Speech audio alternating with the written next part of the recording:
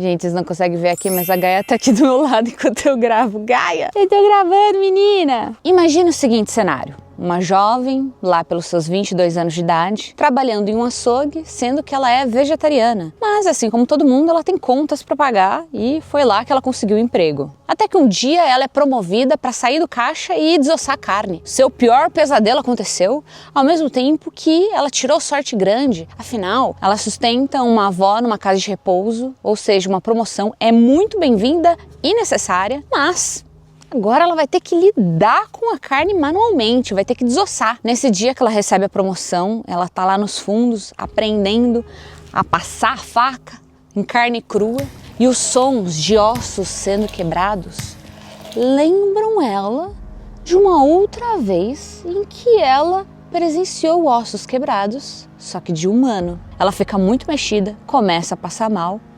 Mais tarde naquele dia, ela recebe uma visita estranha nesse açougue e fica ainda mais assustada. Na volta para casa, porque ela mora numa vilazinha com menos de 3.000 habitantes, ela trabalha numa cidade grande, mas se desloca toda noite por uma estrada de terra isolada, sem ninguém, sem luz, para chegar na sua vilazinha e lá, nesse deslocamento, nessa noite, algo esquisito acontece também. E ela começa a achar que ela está sendo assombrada. Contra a vontade dela, ela se envolve em um mistério e para resolvê-lo, ela vai ter que lembrar do seu passado, quando ela era uma criança arteira e se meteu em lugares que ela não devia, como no dia em que ela explorou os trilhos abandonados no meio da serra. Essa é a premissa do meu livro de estreia, A Figura.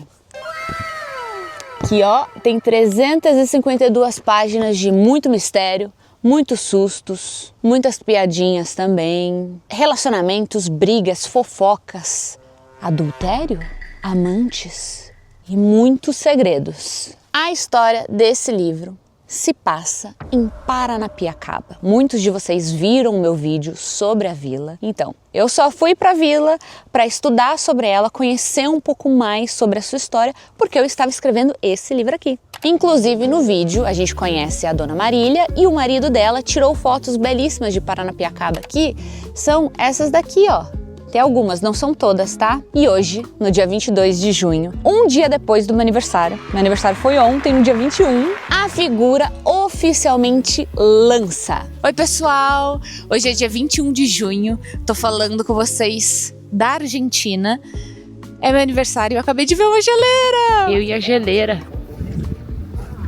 E eu tô fazendo esse vídeo porque eu vim avisar que, na verdade, o livro já foi lançado faz uns 10 dias. A Amazon viu que as vendas estavam indo muito bem e resolveu adiantar a entrega dos livros. Então, tecnicamente, o lançamento do livro que a gente tá fazendo, agora no dia 22, é do livro nas livrarias. Galera, como vocês podem perceber, hoje não é dia 22 de junho. Eu gravei esse vídeo na Argentina quando eu estava viajando, porque eu achei que eu precisava avisar vocês que, apesar do lançamento ser no dia 22, eu estar postando o vídeo no dia 22, o livro já estava lançado e as pessoas já estavam recebendo. Mas eu também não consegui postar esse vídeo no dia 22. Então eu tô tendo que vir aqui de novo explicar pra vocês por que esse vídeo tá sendo postado em outro dia. Eu tive um problema com um locutor, não saiu como eu esperava, eu estava viajando, não ia conseguir corrigir isso. Agora que eu estou de volta em casa, eu consegui corrigir, os locutores estão maravilhosos, eu queria entregar um vídeo perfeito pra vocês, então é por isso que teve esse atraso. Mas é isso, gente, nada saiu como planejado e deu tudo certo, o livro está indo super bem. Muita gente já comprou, muita gente já recebeu, já leu, adorou, tá sendo muito, muito, muito positivo. E quem ainda não comprou, hoje eu vou dar um gostinho pra vocês verem se vale a pena, tá? É isso, tchau! Temos e-book também, se você prefere ler no Kindle, se você mora fora do país, também temos a opção de e-book. Eu vou deixar o link na descrição para você comprar, se quiser me apoiar. Tem a versão física, certo? Tem a versão de e-book, você pode comprar para você, pode dar de presente para alguém. E para te convencer de que essa história aqui é boa, eu vou ler as primeiras páginas com vocês. E no final do vídeo também vamos ter ilustrações exclusivas sobre a história. Eu contratei 5 inscritos que são ilustradores para desenhar cenas da história. Eu expliquei para eles, cada um teve a sua interpretação, fizeram cada um no seu estilo de desenho, são estilos bem diferentes, todos lindíssimos. Vou deixar os desenhos, vou deixar os arrobas. Sigam eles, são todos incríveis. Você que é fã de desenho, com certeza vai achar todos maravilhosos. Então, obrigada, ilustradores. Obrigada por participar da história da figura. Capítulo 1, 2019. Uma vegetariana trabalhando em um açougue. Parece até o início de alguma piada.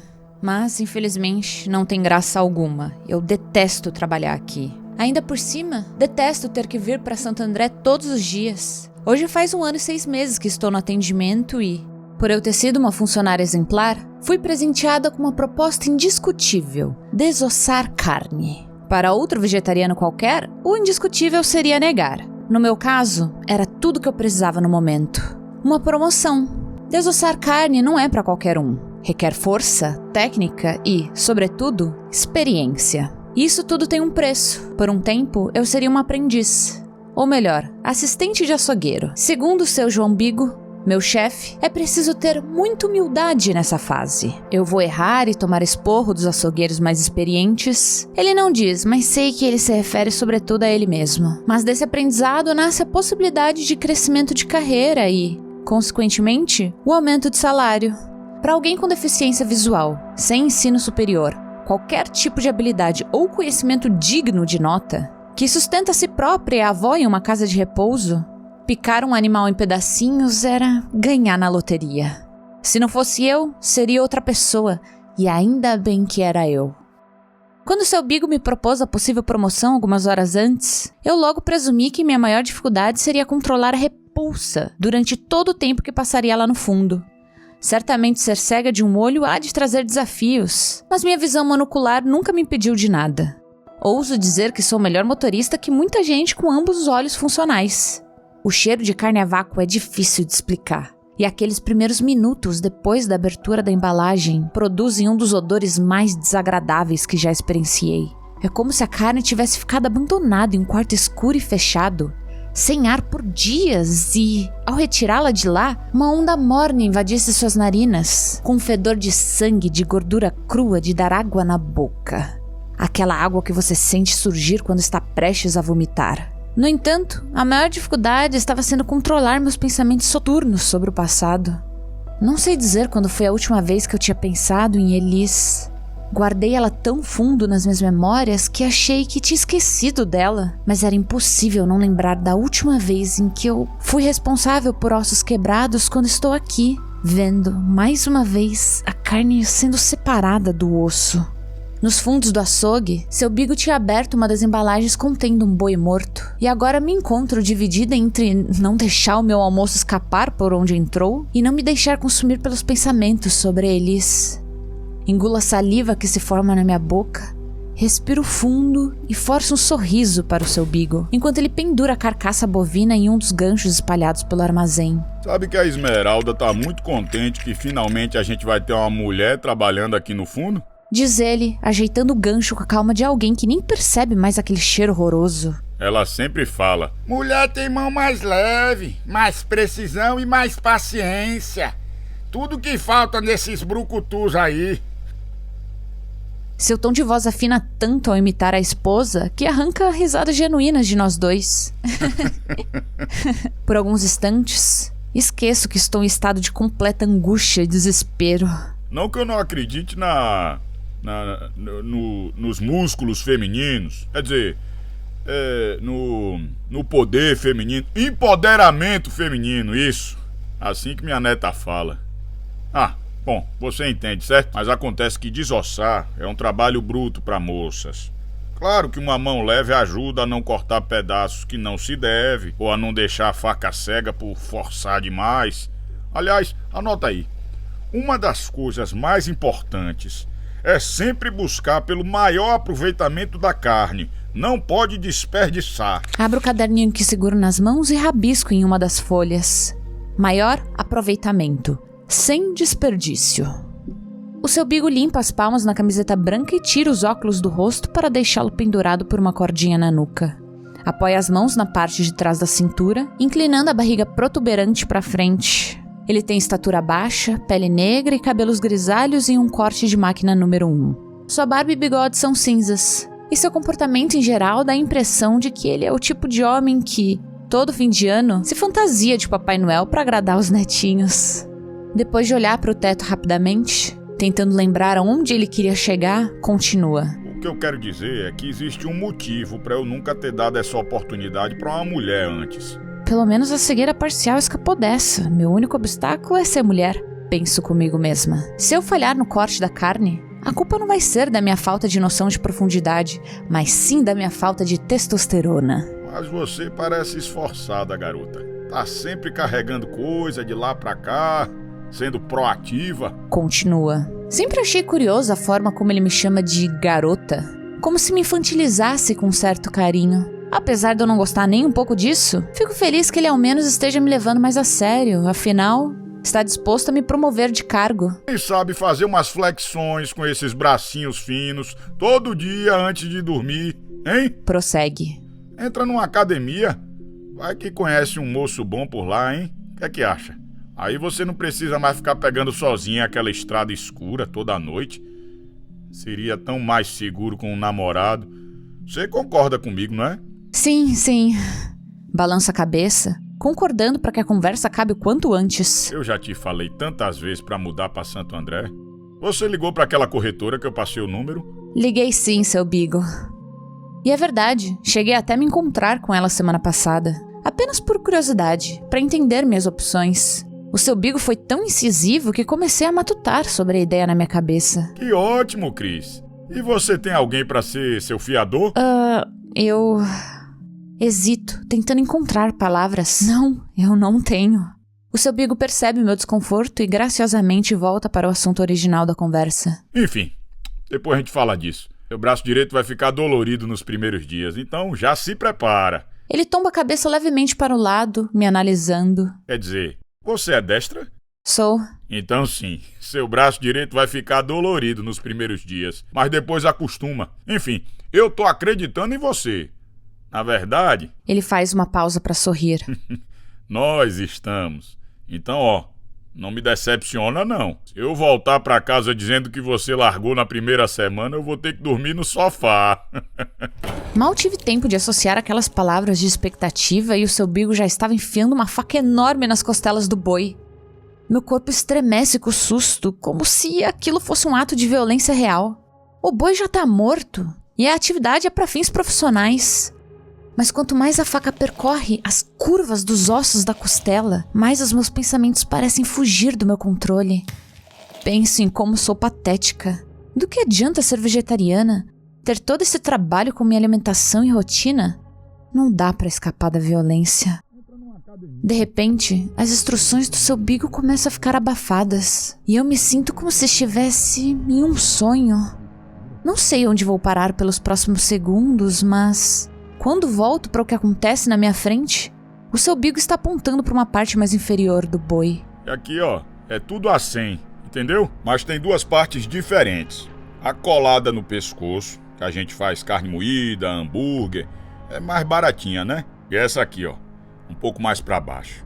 É mais macia, uma região mais nobre e por isso mais cara também. Sinto um arrepio. Pescoço. A palavra ecoa na minha mente. Observo o vermelho daquele pedaço velho de bicho morto e me pergunto onde sua pele foi parar. Esfolam ele com as próprias mãos antes que seu corpo venha parar aqui? Meu Deus! Deixa escapar sem querer. Sim, é um absurdo mesmo. Por isso aquele ditado, o fulano é carne de pescoço. Mas isso é besteira, garota. É preconceito mesmo. Pode não ser uma carne tão nobre quanto o miolo do acém, mas é boa. Não faço ideia do que seu Bigo tá falando. Onde eu tava com a cabeça? Será que mexer com animal morto seria demais pra mim? Na frente também lidamos com carne o tempo todo, com manuseio de porções pra entregar aos clientes. Mas aqui atrás é diferente, o cheiro é muito mais intenso. O uso da faca é mais agressivo e eu trabalharia sozinha, sem clientes ou outros funcionários para me distrair, cercada de carcaças e odores nojentos. Quando for separar o pescoço, enfia a faca fundo aqui na vértebra, perto da costela. Ele diz, virando o utensílio no mesmo buraco, como se para fazer uma marcação. Aí, ó. Gira assim, faz esse barulho mesmo. Parece que tá quebrando alguma coisa. É normal. Minha cabeça parece rodar junto com aquela faca. Eu quero desviar o olhar, mas a necessidade de agradar esse senhor e sua esposa, que não tem nada a ver com a minha vida, me força a sentir e sorrir. Começo a anotar qualquer coisa no caderno. Uma desculpa para não olhar aquilo e ainda manter a pose de aluna interessada. Levo o caderno para mais perto do rosto, para que o seu bigo não perceba que meus estudos estavam registrados em rabiscos ininteligíveis. Anota depois, presta atenção aqui. Puta merda. Abaixo o caderno devagar, permitindo que meu campo de visão volte a incluir aquela cena monstruosa. Começa a desmembrar, tá vendo? Ele vai puxando a faca para baixo, soltando aos poucos a carne do osso. Toma cuidado aqui, ó. Tá vendo, Chris? Não olha pro caderno não, olhe pra cá. A gente repete depois se você quiser anotar. Ó, aqui. Isso. Toma cuidado quando for passar a faca pra não atingir o peixinho. Eu quero morrer. Se eu perguntar o que é peixinho, você é obrigado a encarar aquilo por mais tempo. A faca faz um som estranho quando rasga os tendões. E mais estranho ainda é o fato que aquele pedaço de músculo e gordura teria sido um pescoço um dia. Não parece plausível ter existido uma cabeça ali. Bom, quer mostrar pra mim o que você aprendeu? O seu bigo me entrega a faca e arregala os olhos, que brilham com a expectativa. Não me lembro muito do que aconteceu depois disso. É como se eu tivesse saído de mim e observado meu corpo desmembrar o outro. Não sei dizer se fiz certo, é bem provável que não. Só queria sair dali e tirar aquele cheiro de mim. Volto para dentro de mim e observo minhas mãos enluvadas fincando a faca na peça. O som do corte parece uma serra em um plástico rígido. As instruções do seu bigo voam no ar ao meu redor, abafadas, como se fosse um sonho distante. Tá bom, chega. Cortou tudo torto, misericórdia. Ele diz decepcionado, tirando a faca das minhas mãos depressa. Saio do transe. Vamos focar mais na parte teórica nos próximos dias, tá bom? Lavo as mãos umas 4 vezes dentro do banheiro apertado dos fundos. Mesmo de luva, parece que a sujeira se impregnou em mim. O que nem faz sentido, afinal, carne a vácuo não sangra. Quando enfim saio de lá dentro, a feição do seu bigo está mais suave. E ele toca carinhosamente no meu ombro. 40 anos atrás, eu tava exatamente onde você tá hoje, garota. E olha pra mim agora. Daqui a pouco a senhorita vai estar profissional em arrancar pescoço. Sinto meus pelos arrepiarem com a dúvida que surge dentro de mim. De que o homem na minha frente, me encarando com um sorriso bobo, tenha falado aquilo de propósito. A mísera possibilidade de que ele soubesse demais já é assustadora. Ele não sabe nada sobre Elise, esquece isso, penso comigo mesma. Show de bola, hein? Respondo com um sorriso forçado, levantando no ar 2 joinhas com as mãos. Torço para não ter soado irônica e volto pra frente do açougue. Preciso terminar meu turno no caixa. E aí, gostou? Pergunta Samuel, um dos açougueiros, que cobriu minha função enquanto eu aprendia mais sobre a dele. Ele é alto, moreno, tem um dos sorrisos mais simpáticos que já vi. Aquele tipo de sorriso tão genuíno e iluminado que chega a ser contagiante, até mesmo comigo. Costumo tentar manter expressões neutras por aqui, sem dar brecha pra nada. Nem amizade, nem curiosidade, nem conversa fiada.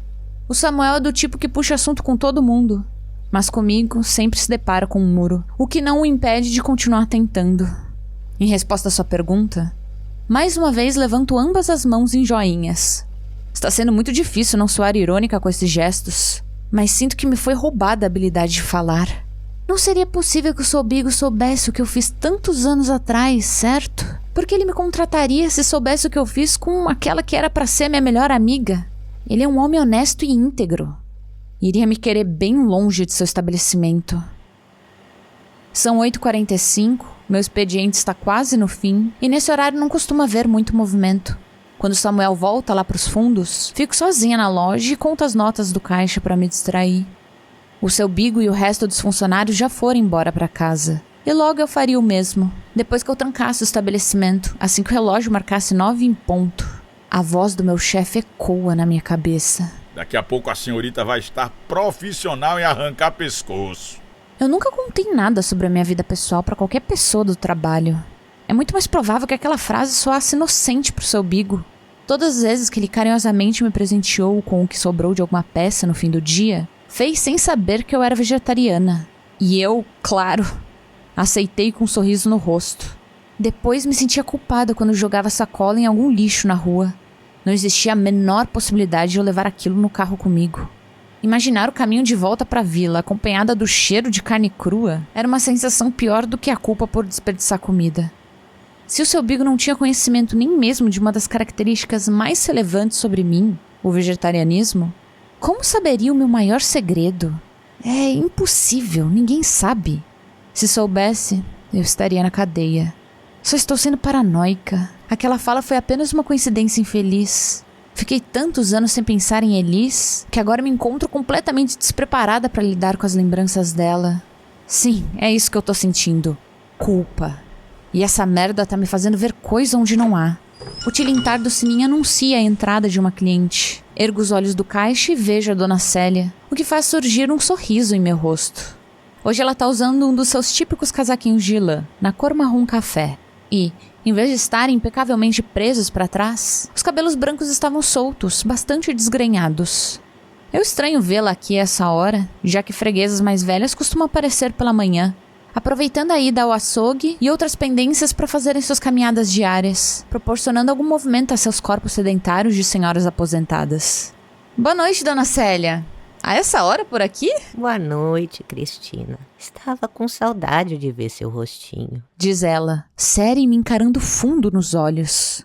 A Dona Célia sempre foi uma senhora amigável, e de fato já fazia umas 2 semanas que não a via, mas algo estava errado, diferente de antes. Sua fala era simpática, mas o seu rosto não. Eu adoro vê-la também, que eu posso ajudar, digo, me encaminhando para o balcão. Ela me acompanha até a vitrine e é quando noto que ela está sem a bengala que costumava usar. 2 quilos de frango picado e 2 de carne. Que carne? E o frango picado você quer dizer pra estrogonofe? Claro. Mas qual carne? Ah, sim. Ela finalmente tira seus olhos de mim e os percorre pela vitrine. Após alguns instantes, aponta para o patinho. Esta.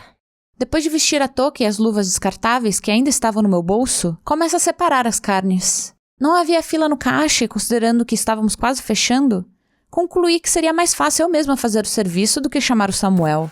Permanecemos em silêncio, e ela volta a me encarar incessantemente. Muitas senhoras têm esse costume, observam um funcionário que está no balcão como quem avalia um exame prático, medindo cada movimento e corrigindo quando julgam necessário.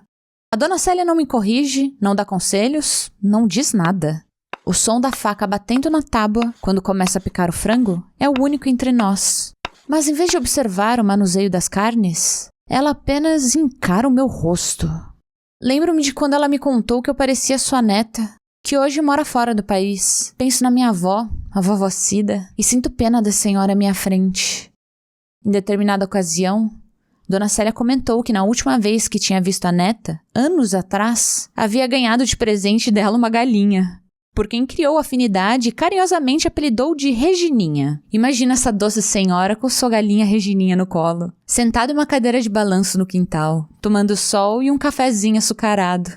E Paranapiacaba? A senhora volta quando? Pergunto, tentando quebrar o silêncio entre nós. Assim como eu, a Dona Célia também é de Paranapiacaba, uma vila com pouco mais de 2.000 habitantes que, no papel, faz parte de Santo André, mas que fica bem distante daqui do açougue, isolada no meio da neblina da Serra do Mar. Lá não é que nem aqui na cidade. Todo mundo conhece todo mundo e eu conheço a Dona Célia desde menina, da época em que ela e minha avó frequentavam o grupo das senhoras joviais. Por anos, elas se encontraram semanalmente no Tomatito. Mas agora, a minha avó tá na casa de repouso e a Dona Célia, afastada da vila já fazia uns meses, veio morar com a filha aqui em Santo André para cuidar da saúde. Pelo que me contou, estava sozinha em casa uma certa noite e, tragicamente, acabou caindo das escadas e quebrou a bacia. Por sorte, ela estava com o celular no bolso e conseguiu pedir socorro. Essa história sempre me assusta. Moro sozinha e tem uma possibilidade disso acontecer comigo. E se eu não tivesse a sorte de ter um celular por perto? O que me apavora não é a dor da queda, é o depois. Ficar ali, esquecida, e morrer antes que alguém perceba que eu sumi. As primeiras vezes que a Dona Célia apareceu no açougue, parecia uma senhora extremamente debilitada e não dava um passo sem mancar. Por isso o uso constante da bengala. Para ser sincera, eu não tinha esperança de que ela fosse continuar por aqui por muito tempo. Logo, era extremamente animador vê-la assim, andando sem dificuldade alguma, mesmo sem auxílio, como se o acidente nem tivesse acontecido. Estou só de passagem. Paranapiacaba é meu lar. Ela diz em um ritmo pausado e suave. Sua boca permanece entreaberta, como se fosse dizer algo, mas ela não diz nada. Paranapiacaba é uma maravilha, né? E como vão as coisas com a sua filha? Ela parou de achar ruim a sujeira da galinha no quintal? Tento estender nossa conversa mais um pouco. Antes de responder, ela tira alguns segundos para pensar. Isso não é mais um problema. Responde por fim. Que notícia boa! A Regininha se adaptou, então? Como que ela tá? Posso ir ao toalete, minha querida? Bexiga de velha. Ah, sim, claro, dona Célia. É logo ali. Aponto para o banheiro, que foi ocupado pela senhora de imediato. Eu não costumo interagir tanto com os clientes, mas tenho interesse genuíno pela Regininha, de tanto que essa senhora tagarela havia me informado sobre a relação entre as duas. Depois que o marido da dona Célia morreu, a Regininha virou companhia inseparável dela. E logo se tornou sua melhor amiga. A rotina das duas era a mesma todos os dias. Regininha dava um jeito de invadir a cozinha e saía bicando tudo que estivesse ao seu alcance, enquanto sua dona a perseguia desesperada para evitar a bagunça. A dona Célia reclamava das travessuras da Regininha com um sorriso no rosto. A bichinha claramente era a alegria de sua vida. Quando precisou ir para a casa da filha, depois do acidente na escada, não teve coragem de dar a galinha embora. Levou-a junto, mesmo sabendo que ia dar trabalho. E deu. A Regininha estava sempre espalhando muita sujeira por todo o quintal da filha. Escuto o rangindo da porta se abrindo e, no próximo instante, a dona Célia está de volta. Prontinho, dona Célia? Vai ser só isso mesmo? Isso.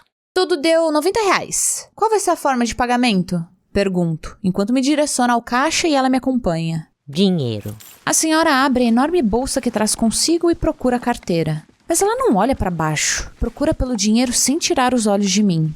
Ela mexe e remexe dentro da bolsa por alguns instantes e eu começo a me sentir incomodada com seu olhar constante e insistente. E a Regininha, como tá? Tento uma conversa. A dona Célia para de mexer na bolsa, mas mantém sua mão lá dentro. Eu torci o pescoço dela. Diz, abrindo de repente um largo sorriso. O quê? Murmuro sem acreditar no que acabei de ouvir. O sorriso desaparece do rosto da dona Célia tão rápido quanto surgiu. E ela me fita apática. Ficamos assim, nos encarando em silêncio por um tempo desconcertante. Até que ela acrescenta. Você nunca torceu o pescoço de uma galinha? Tem que tomar cuidado. Se fizer errado, ela fica lá, agonizando por horas, até morrer. Não sei o que responder. Eu sei fazer certo. E você? Pergunta. Eu nunca tentei. A senhora vira de costas pra mim e volta a mexer dentro da bolsa. Cadê essa carteira? Murmura pra si mesma, com a voz de repente rouca. Seu pescoço está curvado pra frente, com a cara quase enfiada dentro da bolsa. Sinto uma mudança abrupta no ar, que fica quente e abafado. Algo que nunca acontece no açougue, sempre refrigerado. Talvez fosse o nervosismo que senti o dia todo, ou a estranheza dessa conversa mexendo com a minha percepção. Talvez o ar-condicionado tivesse quebrado e só reparei agora. Quer virar pra mim, dona Célia? As palavras custam a sair da minha boca. Eu procuro a carteira pra senhora. Não precisa ter pressa. Observo ela revirar a bolsa com desespero. O pescoço já não tão curvado mais, apesar da cabeça ainda estar voltada pra baixo, buscando a carteira. Ela segue de costas pra mim. Não precisa se preocupar. Ela diz, sem parar a procura. Noto em seu tom de voz um sorriso. Então, percebo um espelho na parede dos fundos e congelo. Encontro os olhos da senhora me olhando de volta. Seus lábios contorcidos e um sorriso sem dentes. Sua mão agitada dentro da bolsa. Pela posição de sua cabeça, presumi que seus olhos estavam concentrados na busca pela carteira. Mas não. Estão grudados em mim. Por isso ela não encontra a carteira. Não a estava buscando de fato. Está com os olhos fixos em mim desde o início. Deixa quieto. Joga fora essa carne imunda. Ela diz, assim que nossos olhares se cruzam no espelho. A senhora saboreia a expressão de choque no meu rosto por alguns instantes, antes de sair do estabelecimento sem se virar para trás, me deixando sozinha com o tilintar do sino da porta abrindo e fechando. Corro para trancar a porta, meu coração palpitando nos ouvidos e ameaçando pular para fora do corpo. Entro no banheiro a fim de jogar água fria nos pulsos, uma tática ensinada pela minha avó para acalmar os nervos. Mas, ao entrar, percebo um papel dobrado em cima da pia. Uma daquelas típicas folhas de caderno com linhas azuis. Abro e leio o recado dentro. Eu preciso pagar pelo que eu fiz com a minha amiga. Carta 95, a última. De Cristina para Elis. Data de envio, 18 de junho de 2015. Querida Elis, venho por meio dessa carta exigir que você cumpra sua promessa. E minhas aulas no volante? Já pensei em tudo. Quando a vovó sair para o encontro das senhoras joviais, eu pego o carro dela escondido e nós vamos em alguma estrada de terra isolada treinar. Não tem como dar errado. E quando vamos nos ver? Você me ensina a dirigir logo e aí não tem mais que vir até Paranapiacaba. Eu vou até você. Queria começar a autoescola em breve também, mas eu tô achando que vou precisar gastar minhas economias em uma casa de repouso pra vovó. Ela piorou. Eu explico melhor ao vivo. Adoro conversar com você por carta, mas é diferente quando a gente se vê. O templo simplesmente desaparece ao seu lado. Como se não existisse. Como se você fosse uma criatura mágica capaz de enganar o tempo por mim. E isso é delicioso. Juntas, a gente só existe e eu esqueço todo o resto. E quando você some assim, quando fica tanto tempo sem me visitar, eu sinto um vazio enorme. Por que você anda tão distante? Tem a ver com aquela lenda que você me contou? Sim, eu ainda tô com ela na cabeça, tantos meses depois. Até porque... você tá estranha desde então. Sério, eu achei que era uma pegadinha sua no início e eu não acredito nesse papo de espírito vingativo. Mas você tá muito fechada. O que aconteceu? Vem me visitar! Saudades de fofocar com você. Nenhuma fofoca vai ser mais escandalosa que aquela da virada do ano, mas eu tenho uma novidade. E ok, ela é um tantinho escandalosa. Agora vem a parte que você vai brigar comigo por ter deixado pro final. Eu dei meu primeiro beijo! Ah! Pois é! Achei que essa seria a primeira coisa que eu ia te contar, mas fiquei enrolando. É que não foi como eu imaginava, sabe? Foi bem sem graça. Não foi como seu primeiro beijo. Nem como o segundo, terceiro, quarto, quinto. Os garotos dessa cidade são tão interessantes. Acho que se eu morasse aí, não teria dado meu primeiro beijo tão tarde. Que humilhação. Invejo tanto sua vida. Troca comigo? Brincadeira! Se você vier pra cá no começo do próximo mês já, eu trago pro nosso encontro o cafezinho da minha avó, que você tanto ama. Ela ainda tá conseguindo passar café e fazendo atividades mais simples, então vamos aproveitar. Quer dizer, você, né? Eca, café. Volta logo, ok? Antes que eu enlouqueça de ficar a sós com os meus pensamentos por tanto tempo. E seja obrigada a te trazer aqui à força. Com muitas saudades, Cris. Capítulo 2, 2019. Fecha a porta do açougue com a mão ainda trêmula. Quer que eu te acompanhe até o carro? Pergunta Samuel, me fitando preocupado. Por favor, obrigada. Quando Samuel voltou dos fundos para me ajudar a fechar a loja e me pegou paralisada do lado do caixa, pálida e olhando assustada pro nada, não pude fingir que nada tinha acontecido. Claro que eu não falei do bilhete, que agora está no fundo da minha bolsa. Ou expliquei o motivo verdadeiro pro encontro ter mexido tanto comigo, mas forneci informações o suficiente para que ele soubesse do contexto geral. Contei que uma senhora desconhecida tinha aparecido com o pretexto de fazer um pedido, mas acabou desistindo. Antes de sair, se comportou de maneira agressiva, falando nada com nada, mexendo na bolsa como se fosse tirar uma faca ou uma arma para me atacar. Não pude falar que era a Dona Célia. O Samuel não acreditaria nessas atitudes vindo dela e acharia que eu estava exagerando. Pensei até que ele poderia ligar para ela. E eu só queria que o assunto morresse. Nunca vi algo assim acontecer aqui antes, comentou o Samuel, olhando para os lados. Enquanto caminhamos pela rua que, nesse horário, está sem movimento algum, ele busca pela tal senhora misteriosa escondida em algum canto. Pois é, mas não deve ser nada, só uma senhorinha que deve ter esquecido de tomar os remédios. Me sinto até boba de ter ficado tão assustada e de fazer me acompanhar até o carro. Boba nada, Cris. Melhor prevenido que remediar, né? É. Continuamos andando em silêncio. O Samuel sempre olhando ao redor. Apesar de seus quase 2 metros de altura e das tatuagens espalhadas por todo o seu corpo musculoso, aquele homem com pinta de durão parecia estar com mais medo do que eu de topar com uma idosa maluca. Andamos em silêncio por mais 1 minuto, até que paramos em frente ao meu carro. E ele me dá um beijo de boa noite na bochecha. Bom, obrigada. Você quer uma carona? Pergunta ao entrar no carro. Eu moro longe. Vou pegar um ônibus mesmo. Sem problemas, meu tanque tá cheio. Insisto. Não precisa. Vai logo pra casa. E se cuida. Antes que eu pudesse responder, ele fecha a porta do meu carro. Olho pro tanque, que está quase na reserva. Graças a Deus ele não aceitou a carona. Preciso parar de mentir assim. No caminho pra casa, Tento me convencer de que tudo que aconteceu não passou de um devaneio de uma velha confusa.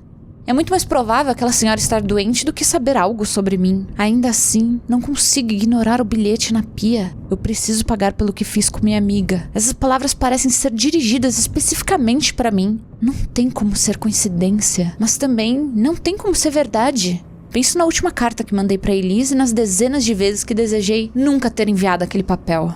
Eu nunca deveria ter feito tanta coisa. Nunca deveria ter pego o carro da vovó escondido. Nunca deveria ter parado no meio da estrada naquele dia. Nunca deveria ter entrado naquela casa horrorosa, com aqueles homens nojentos. A Elise está morta. E a culpa é minha. Eu preciso pagar pelo que fiz com ela. Mas como a dona Célia saberia disso? Balanço a cabeça em negação. O bilhete é sobre uma galinha, não sobre mim. Coloco o volume do rádio no máximo, tentando distrair meus pensamentos. Se eu os deixasse correrem soltos, o percurso para minha casa seria ainda mais assustador do que normalmente já é. A única forma de me transportar do trabalho para casa, e vice-versa, é atravessando uma estrada de terra velha, esburacada e sem iluminação, cercada de mata por todos os lados, já que a vila fica isolada no meio da serra. A estrada não apresenta qualquer sinal de vida a essa hora da noite. Não há casas, restaurantes de beira de estrada, nem mesmo um posto de gasolina no caminho. Na verdade, fazer a travessia depois que o sol se põe é bastante desaconselhado, sobretudo nas noites em que a neblina da serra impossibilita uma visão clara do caminho à frente. O que acontece com frequência. A parte de terra, que se inicia na antiga estação ferroviária de Campo Grande, costuma levar 15 minutos para ser percorrida de dia. Durante a noite, esse tempo quase dobra. Todo cuidado é pouco. E se eu não estiver parecendo uma senhorinha míope no volante, estou dirigindo rápido demais. E claro, para aqueles que adoram fantasiar, também há outra questão para se temer: as lendas da vila. Há quem diga que existem almas presas por aqui, vagando sem rumo pela floresta, acorrentadas ao sofrimento que passaram em vida. E isso não é de hoje. Paranapiacaba nasceu no século XIX para abrigar os ferroviários e suas famílias da São Paulo Railway, que um dia já foi uma das ferrovias mais importantes do país, fundamental para o transporte de café do interior paulista ao Porto de Santos. Contudo, atravessar a Serra do Mar foi um desafio enorme. O progresso veio, mas trouxe também acidentes e mortes brutais. A precariedade e falta de segurança na construção e manutenção da ferrovia resultaram em tragédias grotescas, como quando um funcionário foi partido ao meio por um cabo de aço solto. Hoje, o sistema funicular está desativado. Seus trilhos, ainda suspensos no meio do alto da Serra do Mar, estão completamente abandonados há décadas. Vestígios que sobraram da Era de Ouro de Paranapiacaba. Está tudo caindo aos pedaços, sendo engolido pelo musgo e pela ferrugem. Ainda assim, amantes da adrenalina ousam fazer a travessia desse percurso, que é proibido por lei. Movidos pela vontade de atravessar a trilha mais perigosa de São Paulo, com direito a uma paisagem belíssima e amedrontadora de fim de mundo, turistas estão sempre colocando a vida em risco para se aventurar pela serra. A consequência disso? Bom, é como de se esperar: fatalidades. Então, é claro que, com tantas mortes por aqui, criam-se rumores sinistros sobre a floresta que envolve a estrada para a vila. E se você pega ela depois que o sol se põe, quem sabe não vai trombar com algum espírito perdido? Se você acredita nessas coisas, o caminho para a vila à noite pode ser muito mais assustador do que é para mim. Acostumada com o folclore local, assustador de verdade seria se um pneu furasse, já que eu não faço ideia de como trocar um. E mais perigoso do que qualquer lenda é uma mulher andando em uma estrada isolada e escura. Assim que ultrapasso a antiga estação, percebo que a neblina está tranquila. Cobre algumas partes da estrada, mas não é denso bastante para engolir a luz dos faróis. O carro chacoalha aqui e ali com os buracos da via, e o silêncio é intenso, como sempre. Eu não tenho o costume de ligar o rádio nesse trecho do caminho, então acabo voltando atrás na escolha de colocar o volume no máximo e desligo o aparelho. Sem som, sem distração, agora com os meus pensamentos paranoicos um pouco mais distantes, só eu e o barulho dos pneus sobre a terra. Gosto de prestar atenção em tudo, sobretudo nas margens da estrada. Tenho mais receio de atropelar um animal do que bater em outro carro, até porque, a esse horário, dificilmente se cruza com outro motorista. A estrada é de mão dupla, mas parece pertencer só a mim, e considerando que aqui não pega sinal, estou de fato completamente sozinha. Penso que preciso urgentemente aprender a trocar pneu. Sinto que toda noite conto com a sorte a respeito de um assunto que poderia aprender com facilidade se eu fosse atrás de me informar. Mas é incrível como é só eu completar o percurso que imediatamente esqueço tudo que prometi que faria e compraria para me sentir mais segura ao longo dele. Não tenho canivete, spray de pimenta, nem mesmo a lanterna. Assim que piso dentro de casa e ligo a TV, toda a lista de afazeres e melhorias que fantasiei para mim mesma evapora. Em casa, minha mente está sempre distraída.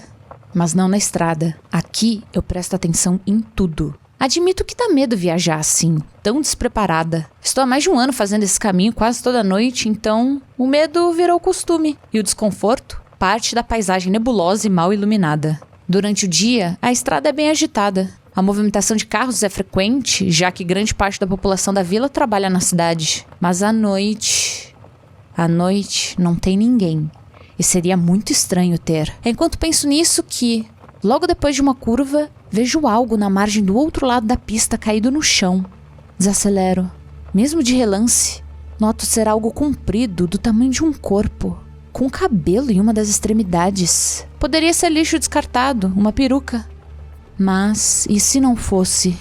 Paro o carro alguns metros depois da coisa no chão e embico no canto da estrada, próximo à floresta. Olho com atenção pelo retrovisor, forçando o máximo meu olho saudável. Meu coração e meus pensamentos se aceleram com todas as possibilidades dessa situação dar errado pra mim. E se for alguém ferido ou morto? Uma mulher, presumo, a julgar pelos cabelos compridos. Se for um cadáver, não sei se tenho coragem de ver. Qualquer um poderia passar aqui e ajudá-la, porque tinha que ser justo eu. De imediato, penso na Elis. E se fosse ela ali, seu corpo abandonado no frio por toda a madrugada? Será que eu não devo a Elis socorrer essa estranha? Fico ali parada, com o motor ligado. Olho pelo retrovisor mais uma vez. A coisa no chão sumiu. Um arrepio percorre meu corpo inteiro. Busco por alguém na estrada, virando freneticamente para todos os lados, tentando ver algo através das janelas do carro. Por fim, olho para os bancos de trás. Nada. Só vejo meu casaco, minha mochila do trabalho e vários lixos soltos. Então, percebo. O porta-malas está aberto. Meu estômago afunda e eu sinto um choque pinicar a ponta dos meus pés em terror. Será que eu deixei o porta-malas aberto o tempo todo? Não, eu teria percebido pelo retrovisor. Enfio o pé no acelerador em um movimento brusco. Eu não iria sair do carro para fechar o porta-malas, nem fodendo. E se há alguma coisa lá atrás, que venha comigo até a vila. Com o canto dos olhos, percebo que o pino da tranca está para baixo. Pelo menos aqui dentro, o que quer que seja aquilo, não entra. Passo em cima de buracos de propósito e faço as curvas fechadas com velocidade, considerando a possibilidade da coisa cair para fora com a minha direção agressiva. Quando a parte de terra da estrada acaba e eu enfim chego em Paranapiacaba, continuo acelerando. Só para ao ficar de frente com o postinho da polícia. Quase não há crimes por aqui. Ainda assim, temos um pequeno posto com 2 policiais sempre presentes para emergências. Puxo o freio de mão e finalmente tomo coragem para dar outra olhada no retrovisor. O porta-malas está fechado. Será que fechou em uma das curvas que eu fiz enlouquecida no volante? Destranco as portas e desço do carro devagar. Uma percepção me faz engolir em seco. Com a falta rotineira do que fazer, os 2 policiais do posto já devem estar dormindo a esse horário. E não me ouviriam pedindo socorro. Caminho devagar até a traseira do carro, atenta a qualquer sinal de movimento. Nada. Só noto o canto insistente dos grilos que acompanham o som dos meus próprios passos. Encaro receoso o porta-malas fechado, pronta para algo pular em cima de mim quando eu abri-lo. Sem mais enrolação, destranco. Para minha surpresa, o porta-malas está vazio. Respiro aliviada. Mas, antes que meus músculos se relaxem por completo, escuto o som forte de um galho se quebrando atrás de mim.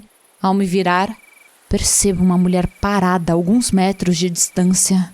Suas roupas estão rasgadas e imundas, cobertas por manchas escuras. Reconheço uma calça jeans em suas pernas, mas é impossível distinguir a cor da camiseta, escondida debaixo de toda aquela sujeira. Seu corpo permanece imóvel, voltado para mim, e os cabelos longos e pesados de tanta oleosidade formam uma cortina negra que esconde o seu rosto.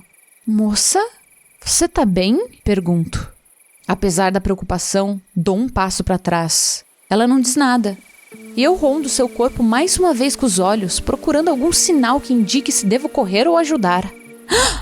Arquejo ao perceber que, na verdade, seus cabelos não escondem o seu rosto, e sim o fundo da cabeça. Diante de mim, O que vejo é uma torção impossível de seu pescoço. Marcas na sua pele fazem a área parecer a rosca de um parafuso, como se a cabeça tivesse girado diversas vezes até, finalmente, parar o contrário.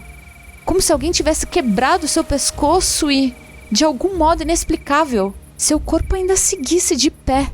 Sinto minha boca abrir, descrente com a visão antinatural à minha frente, enquanto minhas pernas fraquejam e quase me derrubam. Pareço ter mais dificuldade em me manter de pé do que essa mulher com o pescoço completamente torcido, e isso não faz sentido algum. Meu Deus! Um pensamento involuntário invade minha mente. Deus não pode te ajudar agora. Estremeço e descarto de imediato a ideia de estar diante de uma vítima necessitada de ajuda. Sua imagem desperta em mim uma lembrança enterrada, uma lenda que ouvi anos atrás, mas que eu não levei a sério na época. Não poderia ser isso. Poderia? O silêncio da rua vazia se intensifica ainda mais, como se, assim como eu, os grilos também tivessem perdido a voz. De repente, uma voz rouca sai dessa figura estranha. E se a névoa não engoliu certos assuntos? Antes que eu consiga assimilar a pergunta, o pescoço da mulher começa a girar, se torcendo lentamente.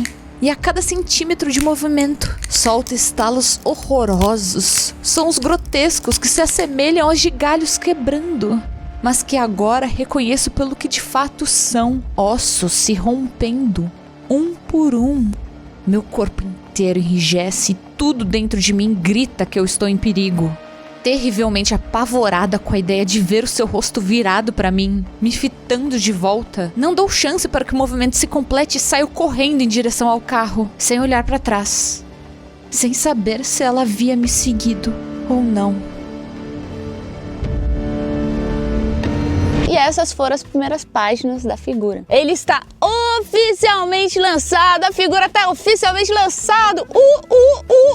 Espero que vocês tenham gostado. Na região de São Paulo, provavelmente vai ser um pouco mais rápido. Em estados um pouquinho mais longe daqui, talvez demore um pouco mais. Mas é pra estar em livrarias espalhadas por todo o Brasil, tá, gente? Então, daqui uma semana, se você estiver dando rolê por aí, passar na frente de uma livraria e quiser perguntar: oi, tem a figura aqui? É bem possível que tenha, tá? Isso é chique demais. Vocês têm noção do que é o meu livro espalhado pelo Brasil?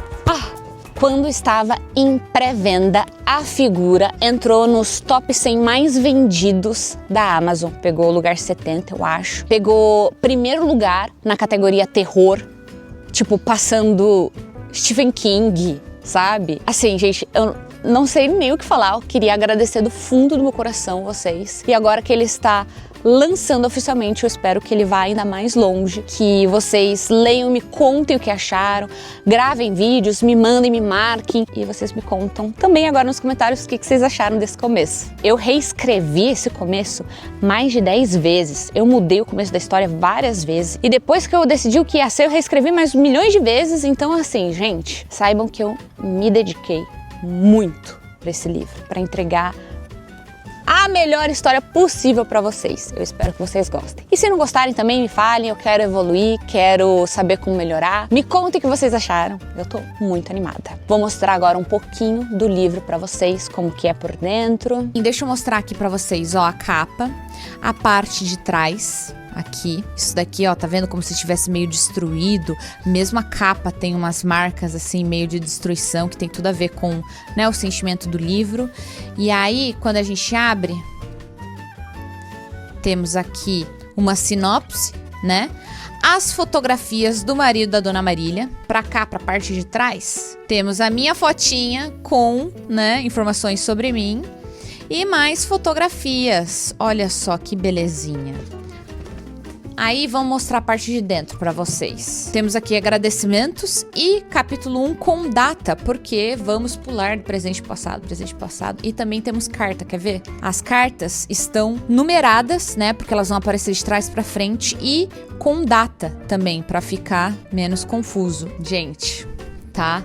Lindo! E agora vamos ver os desenhos dos ilustradores. Vou deixar indicado o que representa cada cena e também o @ de cada pessoa que fez a arte. Então sigam eles, vão lá no perfil de todo mundo elogiar e é isso.